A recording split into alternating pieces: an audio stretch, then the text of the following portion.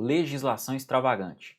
Lei 9.613 de 1998, Lavagem de Dinheiro, parte 1. Olá, tudo bem com você? Eu sou Tiago Pacheco, delegado de polícia e professor de Direito Penal e Legislação extravagante aqui na prova concurso. Vamos com um tema muito importante nesta aula, um tema da moda, um tema que é cobrado em concurso com muita frequência, tá? Será uma aula dividida em duas partes, perfeito? Estamos analisando agora a aula 1, a parte 1, aliás, né, desta aula. Estamos na parte 1 e faremos uma análise minuciosa da Lei de Lavagem de Dinheiro, também conhecida como Lei de Lavagem de Capitais, perfeito? Então vamos para a tela. É a Lei 9.613 de 1998, perfeito? Vamos a alguns conceitos básicos à Lei de Lavagem de Dinheiro, conhecida também como lavagem de capitais. Definição: a lavagem de dinheiro é um crime financeiro que consiste na busca por dar uma aparência lícita, olha só, dar uma aparência lícita para dinheiro oriundo de atividades ilícitas, tá? Você literalmente lava o seu dinheiro. Aquele dinheiro sujo, advindo de uma atividade ilícita, você lava ele, lava, seca, né? E dá uma aparência de licitude para ele. É isso que é a lei de lavagem de capitais, tá? As primeiras pessoas que começaram a lavar dinheiro começaram a fazer isso por meio de lavanderias, né? Não vou entrar muito aqui na história não, mas lá nos Estados Unidos, tá? Lavanderias eram abertas no intuito de fazer amoldar esse dinheiro, né? Esse dinheiro que vinha aí de gangster, né? De associações criminosas, da máfia. O pessoal lá abria lavanderias e dava uma aparência de licitude a esse dinheiro. Esse dinheiro né, aparentemente era fruto de pagamentos dos clientes, etc. Né? Por isso pegou esse nome de lavar o dinheiro, né? Pegou esse nome por conta disso, tá? Então, olha só, nos últimos anos têm ocorrido grandes esforços internacionais para combater esse crime. Isso é um fato, né? Esta é uma questão que desperta muita preocupação no sistema financeiro internacional, visto que a lavagem de dinheiro normalmente ocorre juntamente com outros crimes, tá? Eu nem diria juntamente, não. Para que você tenha lavagem de dinheiro, é necessário ter crimes antecedentes. E geralmente são crimes mais vultosos, crimes contra a economia, crimes contra, né, crimes contra o patrimônio, com grande monta. Quando você lava o dinheiro é porque a quantia é grande, é difícil de inserir esse dinheiro, né? Não adianta para o criminoso conseguir pegar ali bens, direitos, né? Dinheiro mesmo, dinheiro vivo, dinheiro transferido por conta bancária e não conseguir aplicar esse dinheiro na economia. Para ele não adianta, tá?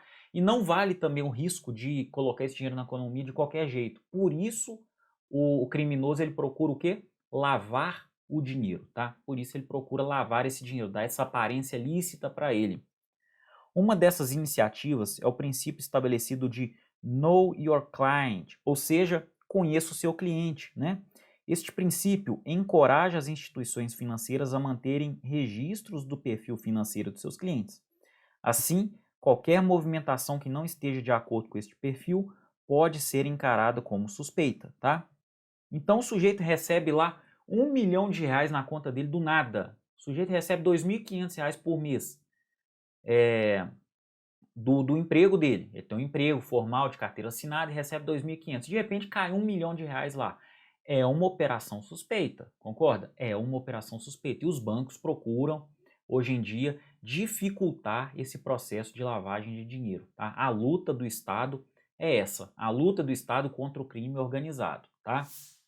Vamos lá, vamos para a tela. Sancionada em 3 de março de 1998, olha só, é uma lei antiga, né? A Lei 9.603 dispõe sobre os crimes de lavagem ou ocultação de bens, direitos e valores, a prevenção da utilização do sistema financeiro para os ilícitos previstos nesta lei e também, olha só, cria o Conselho de Controle de Atividades Fiscais, conhecido como COAF, e dá outras providências. O bem jurídico tutelado pela Lei de Lavagem de Capitais é a ordem econômica na modalidade de arrecadação estatal e também potencialmente da competitividade do mercado, perfeito? Mas importante aqui, ó, um crime que vai contra a ordem econômica, perfeito? É um crime que viola a ordem econômica. A ação pública é sempre incondicionada, tá? Ação pública e sempre incondicionada.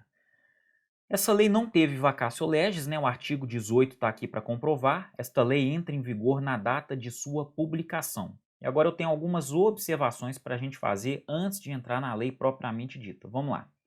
Primeira delas, a Lei 12.683 de 2012 promoveu várias alterações na Lei 9.613, tá? A redação original da Lei 9.613, ela praticamente não existe. Hoje a gente tem um esboço da Lei 12.683 de 2012. Contudo, a Lei 12.683 ela não revogou expressamente a Lei 9.613, tá? Ela incluiu ou alterou uma série de dispositivos da lei, perfeito? Então, nós temos ainda em vigência a Lei 9.613 de 98. Essa é a lei que a gente tem em vigência atualmente, com o texto praticamente da Lei 12.683 de 2012, perfeito? Bom, a lavagem de capitais é um crime acessório, né? A gente entende também como um crime parasitário, por quê? Porque ele depende de outras modalidades criminosas. Para que ocorra a lavagem de dinheiro, é necessário que um outro crime anterior tenha arrecadado dinheiro ilícito, perfeito? Então é um crime acessório, é um crime acessório. É possível lavagem de dinheiro de lavagem de dinheiro? Sim, é possível sim, tá? Nesse caso, o crime anterior, que é o crime acessório, ele vai, na verdade, ser o crime principal, tá? Será o crime de lavagem de dinheiro ou lavagem de capitais. E nós teremos o crime acessório de lavagem de capitais novamente, tá? Então, é um crime de lavagem de capitais em cima de um crime de lavagem de capitais. Às vezes, é uma lavagem mal feita. É uma lavagem mal feita que deixa vestígios. Então, para corrigir esta lavagem, o sujeito ativo do crime vai promover uma outra lavagem de dinheiro. Então, o crime principal é a lavagem de dinheiro. Ele é subsidiário de um outro crime e o crime principal desta outra lavagem de dinheiro que ocorreu num terceiro momento, tá? Então, isso é perfeitamente possível. E, por fim, eu não quero que você confunda a autolavagem com o exaurimento do crime, tá? O que é autolavagem? A autolavagem é a lavagem de dinheiro promovida pelo próprio criminoso, né, do crime antecedente. O sujeito foi lá e furtou uma quantia grande, vamos lá, por meio não, quer ver? Eu vou dar um exemplo aqui mais simples. Vamos dar um exemplo bem simples aqui. Entrou numa determinada casa e furtou uma quantia de 2 milhões de reais em dinheiro, tá? Um crime é uma modalidade simples aqui de crime. É simples não, né? Um furto qualificado. Mas entrou numa residência e subtraiu 2 milhões de reais em dinheiro que estava guardado em um cofre dentro dessa residência. Com informações privilegiadas, ele sabia, né, que tinha essa quantia, entrou, enfim, a historinha não importa não. Ele vai introduzir esse dinheiro no mercado, comprando, por exemplo, vários automóveis. Ele comprou vários automóveis, perfeito? Uma coisa é o seguinte, uma coisa, olha só, voltando para a tela aqui, uma coisa é a autolavagem, ele tentando dar uma aparência lícita para esse dinheiro. Outra coisa é o exaurimento do crime. Neste caso aqui, desse sujeito que pegou uma quantia de 2 milhões de reais, ou poderia ser uma quantia de 100 mil reais também, não importa. Comprou vários automóveis ou um automóvel, o que a gente está tendo aqui é o quê? Um exaurimento do crime, tá? Ele comprou um automóvel, ou uma frota de automóveis, né? Ele lavou o dinheiro aqui, gente? Não. De onde vieram esses automóveis? Esses automóveis ganharam a aparência de lícito, né? São automóveis lícitos. Eles têm essa aparência de lícito só porque pelo fato de serem automóveis? Não. Isso é exaurimento do crime. Ele pegou o dinheiro e fez o que ele quis com o dinheiro. Ele podia pegar esse dinheiro e queimar, podia pegar esse dinheiro e dar para outra pessoa, podia colocar em outro país, ele podia fazer o que ele quisesse com esse dinheiro, mas ele optou por comprar automóveis. Então não temos aqui a lavagem de dinheiro propriamente dita. Ele simplesmente exauriu o crime, tá? Porque o crime de furto é o seguinte, é subtrair coisa alheia móvel. tá? E a coisa alheia móvel aqui, no caso, foram cédulas de dinheiro que estavam guardadas em um cofre. Agora, o que esse sujeito ativo do crime fará com esse dinheiro, isso não importa. Não é problema, ele vai responder pelo furto normalmente, o que ele vai fazer não importa, isso é mero exaurimento do crime.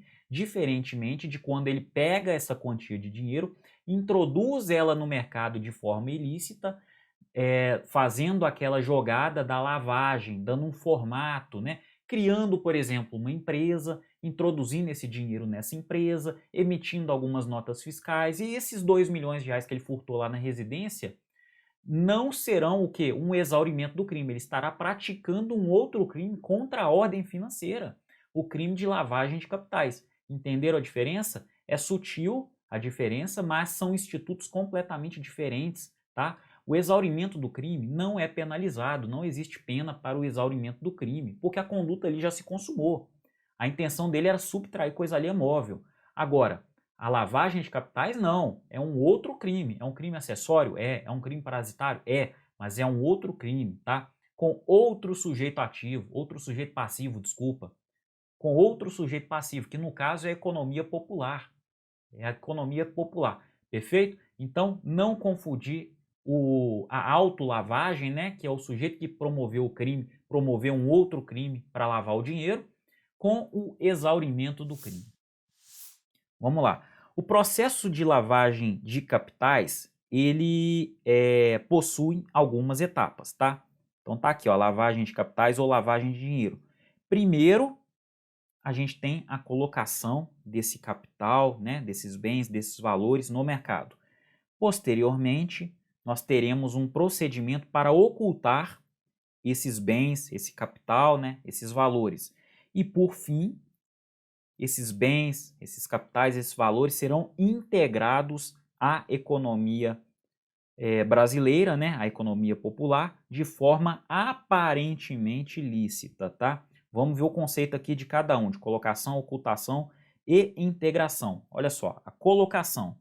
A primeira etapa do processo é a colocação do dinheiro no sistema econômico. Objetivando ocultar sua origem, o criminoso procura movimentar o dinheiro em países com regras mais permissivas. É muito comum isso, pessoal, é muito comum. Não necessariamente será no Brasil, pode ser que extrapole as fronteiras, mas isso não é uma regra, tá? Isso não é obrigatório, desculpe, isso não é obrigatório. E que possui um sistema financeiro liberal. A colocação se efetua por meio de depósitos, olha só, compra de instrumentos negociáveis ou bens, tá? E para dificultar a procedência do dinheiro, os criminosos promovem o fracionamento dos valores, que transitam pelo sistema financeiro e também utilizam instituições que movimentam dinheiro em espécie, tá? E a ocultação, nossa segunda fase? A segunda etapa do processo consiste em dificultar o rastreamento contábil, olha só. Dificultar o rastreamento contábil dos recursos ilícitos. O objetivo é quebrar a cadeia de evidências ante a possibilidade da realização de investigações sobre a origem do dinheiro. Aqui, o sujeito está desvinculando o dinheiro daquela origem. Começa o processo, ele está desvinculando o dinheiro daquela origem, tá? Os criminosos buscam movimentá-lo de forma eletrônica, transferindo os ativos para contas anônimas, olha só, preferencialmente em países amparados por leis de sigilo bancário, tá? Preferencialmente, isso não é uma obrigatoriedade. Ou então realizando depósitos em contas abertas em nomes de laranjas. Essa modalidade é até mais comum, tá? É até mais comum. Ou utilizando empresas fictícias ou de fachadas. Empresas que estão ali, existem, mas não existem, né? Existe a estrutura, existe a frente da empresa, existe inclusive a emissão de notas fiscais, existem balanços patrimoniais, mas não existe atividade, ou existe de forma mínima, só para dar aquela impressão mesmo de licitude, tá? Só para isso. E a gente tem ainda uma terceira fase, que é a fase de integração.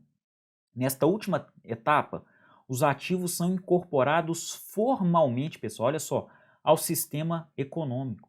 As organizações criminosas buscam investir em empreendimentos que facilitem suas atividades, podendo tais sociedades prestarem serviços entre si. Olha só, uma sociedade criminosa prestando serviço para outra. É um círculo, né, de, de ilicitude.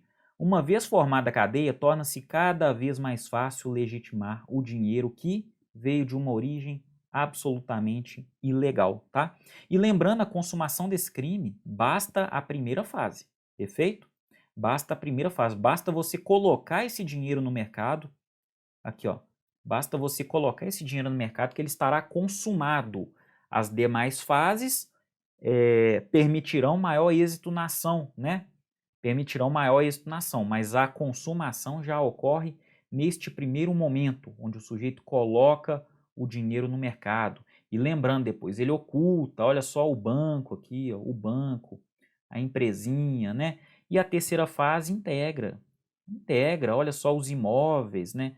Os imóveis, a compra de veículo, compra de embarcação, compra até de aeronaves. É assim, infelizmente é assim que ocorre a coisa. Vamos lá, vamos para a lei propriamente dita, né? Em vez de ficar lamentando. Olha só, redação da lei 12.683, igual eu falei, né? Profunda modificação na lei de lavagem de capitais. Ocultar ou dissimular a natureza, origem, localização, disposição, movimentação ou propriedade de bens, direitos ou valores provenientes direta ou indiretamente de infração penal. Pessoal, a redação antiga é praticamente idêntica, mas ela usava o termo crime. Ela usava o termo crime. Então não entrava aqui na lei de lavagem de capitais outras modalidades não criminosas, né? Outras modalidades não criminosas. A LCP, por exemplo, ó, Lei de Contravenções Penais. Contravenção penal não podia ser penalizada pelo artigo 1º aqui da Lei de Lavagem de Capitais. Por quê? Porque contravenção penal não é crime.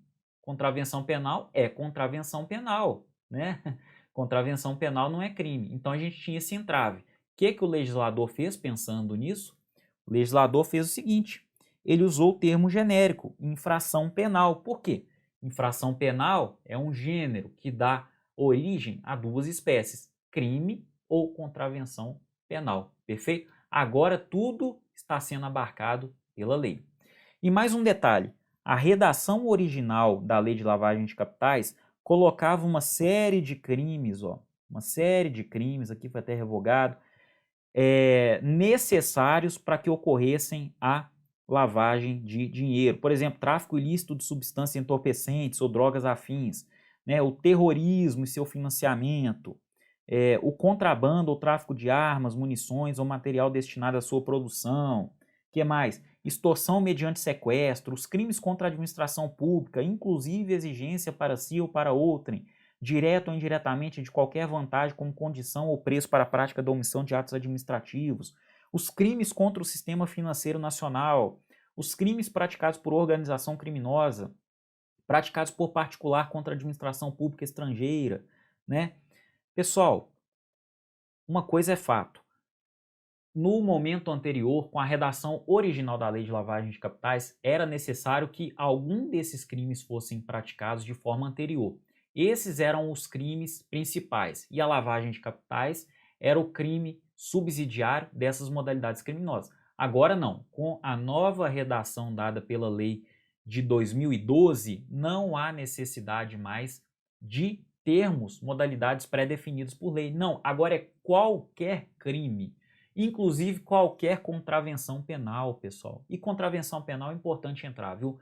Que a gente lembra aí, jogos de azar são contravenções penais. E jogos de azar produzem uma movimentação financeira incrivelmente alta, tá? Incrivelmente alta. Os jogos de bichos aí, os bingos clandestinos, isso produzem aí uma movimentação financeira incalculável. Então agora essa conduta criminosa também é repelida aqui, né, pela lei de lavagem de capitais, tá joia? Então hoje nós só temos o caput. As outras condutas foram todas revogadas e não temos mais crime, temos infração penal, que envolve crime, né, como já era, e a contravenção penal. Perfeito, pessoal? Muita atenção que isso é cobrado. Pena, reclusão de 3 a 10 anos e multa. A pena continua a mesma, tá? Reclusão de 3 anos a 10 anos e multa. Então, vamos lá, atenção. Na primeira geração, a lavagem de dinheiro e bens provenientes do tráfico de drogas apenas. Num primeiro momento, o único crime que ensejava a lavagem de dinheiro é o tráfico de drogas, perfeito? Em um primeiro, não estou falando no Brasil, estou falando na história global, né, na atividade envolvida com os crimes financeiros, o Estado tentando abortar, né, essas modalidades criminosas que trazem vários prejuízos à economia popular, perfeito? Em um primeiro momento, era penalizado só o tráfico de drogas. Em um segundo momento, ampliou-se o rol desses crimes. Como a gente viu aqui, ó, a nossa lei de lavagem de capitais já foi produzida, né, já foi publicada nessa segunda geração. Nessa segunda geração, a gente tinha um rol taxativo de crimes, né?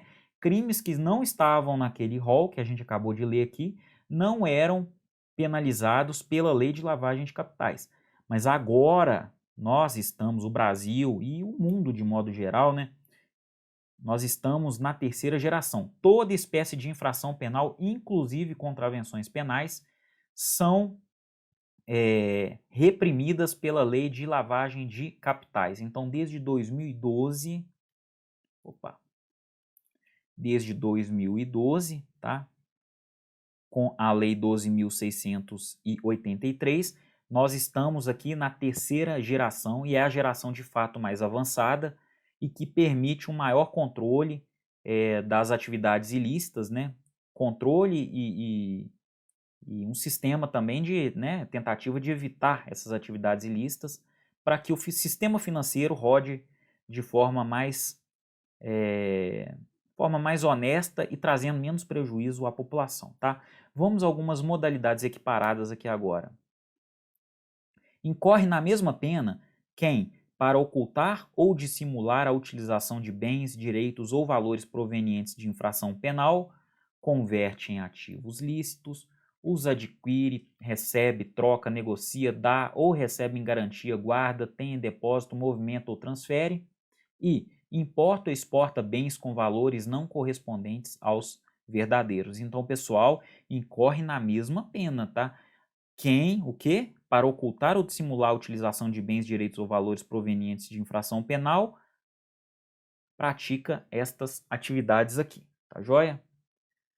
Incorre ainda na mesma pena, olha só, mais condutas equiparadas, quem utiliza na atividade econômica ou financeira bens, direitos ou valores provenientes de infração penal, mesmo que seja de boa-fé. Se você soube que esses bens, valores, direitos, né, são provenientes de infração penal, você precisa paralisar esse processo de entrada desses bens, valores e direitos no mercado brasileiro, tá? E também quem participa de grupo, associação ou escritório, tendo conhecimento de que sua atividade principal ou secundária é dirigida à prática de crimes previstos nesta lei. Então, pessoal, participou de algum grupo, associação, um escritório, por exemplo, de contabilidade, de advocacia, você tem conhecimento que a atividade principal ou até mesmo secundária é dirigida para a prática prevista, né, nesta lei, você também estará incorrendo no mesmo crime. A tentativa é punida nos mesmos termos do parágrafo único lá do artigo 14, perfeito? Causa de aumento. A pena será aumentada de 1 a 2 terços. 1 a 2 terços se os crimes definidos nesta lei forem cometidos de forma reiterada ou por intermédio de organização criminosa, tá? A forma reiterada já sugere a formação de uma organização criminosa, mas a lei quis deixar claro as duas hipóteses, perfeito? Então, se existe organização criminosa, a pena é mais alta ainda, tá? Delação premiada. A pena poderá ser reduzida de 1 a 2 terços e ser cumprida em regime aberto ou semiaberto, facultando-se ao juiz deixar de aplicá-la. Olha só. Então, olha só. Primeiro a gente fala de uma redução de pena, tá? Redução de pena, que varia de 1 terço a 2 terços, a ser cumprida em regime aberto ou semiaberto, mas facultando-se ao juiz deixar de aplicá-la. Aqui, ó. sem pena. Deixar de aplicá-la, aliás, deixa eu colocar aqui, né? O espaço aqui ficou... Aqui, ó, primeiro redução, depois sem pena, tá? O juiz deixar de aplicá-la ou substituí-la a qualquer tempo por uma pena, aí tem que ser restritiva de direitos, né? Por uma pena restritiva de direitos, se o autor, coautor ou partícipe, ou seja, qualquer pessoa envolvida no crime, né? Colaborar, mas vamos lá, vamos aos requisitos. Colaborar espontaneamente com as autoridades, prestando esclarecimentos que conduzam à apuração das infrações penais, olha só, mas a identificação dos autores, os demais autores, né? Coautores e partícipes, ou a localização dos bens, direitos ou valores objetos do crime, perfeito? Então, olha só, pessoal, temos uma modalidade aqui de delação premiada, tá? O juiz pode reduzir a pena de 1 a 2 terços, né? De 1 a 2 terços. Ele pode nem mesmo aplicar a pena, tá? Aqui, ele pode deixar de aplicar a pena. Ou ele pode substituir essa pena também por penas restritivas de direitos. Mas para isso, o autor, o coautor ou o partícipe, ele precisa colaborar espontaneamente, tá? Espontaneamente. Não precisa haver voluntariedade, tá? Não precisa partir dele a ideia, não é necessário voluntariedade. O que é preciso é espontaneidade. Ele não pode ser obrigado a fazer aquilo. Se houver espontaneidade, não tem problema, tá? Mas é preciso essa espontaneidade e é preciso que ele esclareça, né? Ele preste esclarecimentos que conduzam à apuração das infrações penais, que conduzam também à identificação dos autores, coautores e partícipes, e que conduzam também à localização dos bens, direitos ou valores que são objetos do crime. Perfeito? Ação controlada e infiltração de agentes. Para apuração do crime de que trata este artigo, admite-se a utilização de ação controlada e da infiltração de agentes, ou seja, agentes de polícia, né, que literalmente se infiltram em uma determinada organização. Obviamente, é necessário o aval judicial, né, o Poder Judiciário precisa dar o aval para que essa medida seja cumprida com segurança, perfeito? E essa ação controlada e a infiltração de agentes é também permitida aqui na lei de lavagem de capitais, perfeito? Essa ação controlada permite muitas vezes, inclusive, o retardamento de uma prisão em flagrante, para que o policial ali infiltrado consiga mais informações ainda, informações mais relevantes, se ele faz uma vista grossa, entre aspas, né? Uma vista grossa. Por exemplo, o sujeito apareceu lá com determinados bens, ele sabe que é produto ilícito, mas não vai fazer nada, ele está ali infiltrado, ele está quietinho ali e está esperando o momento certo de dar o bote. Para quê? Para pegar mais informações ainda, né? Para ter mais elementos de provas no inquérito policial, no processo penal, tá joia?